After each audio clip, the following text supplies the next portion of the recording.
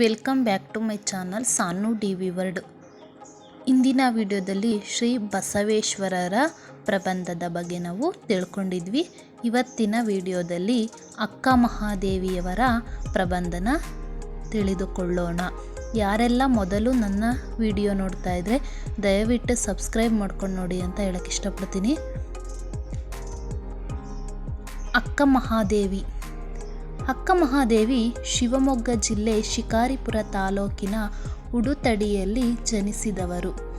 ಸುಮತಿ, ನಿರ್ಮಲರೆಂಬ ದೈವಭಕ್ತ ದಂಪತಿಗಳ ಮಗಳು.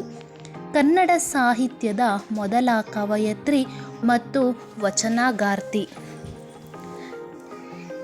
12ನೇ ಶತಮಾನದಲ್ಲಿ ಪ್ರಥಮ ಮಹಿಳೆಯ ಪ್ರತಿನಿಧಿಯಾಗಿ ಅಭಿವ್ಯಕ್ತಿಯಲ್ಲಿ ಪುರುಷ ಸಮಾಜವನ್ನು ಪ್ರತಿಭಟಿಸಿದವರು.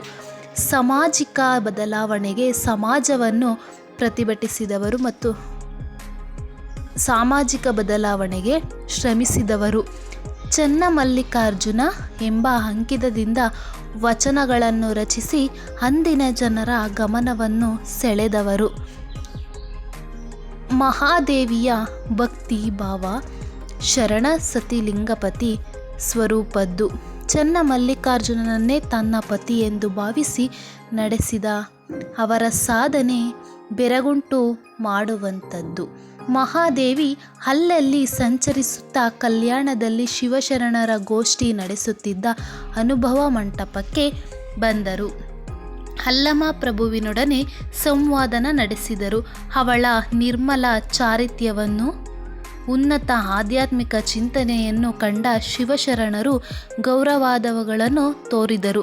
ವಚನಗಳ ಹೊರತಾಗಿ ತ್ರಿಪದಿಯಲ್ಲಿ ರಚಿತವಾದ ಅವರ ಯೋಗಾಂಗ ತ್ರಿವಿಧಿ ಎಂಬ ಚಿಕ್ಕ ಕೃತಿಯಿದೆ.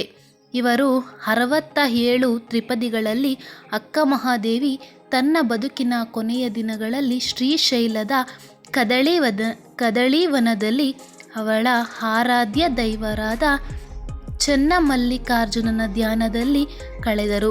ನೋಡಿ, ಇಷ್ಟು ಅಕ್ಕ ಮಹಾದೇವಿಯ ಒಂದು ಪುಟ್ಟ ಪ್ರಬಂಧ.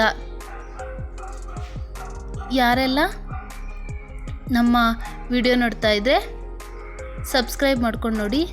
ಮುಂದಿನ ವಿಡಿಯೋದಲ್ಲಿ ಆದಿಕವಿ ಪಂಪ ರವರ ಬಗ್ಗೆ ನಾವು ತಿಳಿದುಕೊಳ್ಳೋಣ. ಧನ್ಯವಾದಗಳು.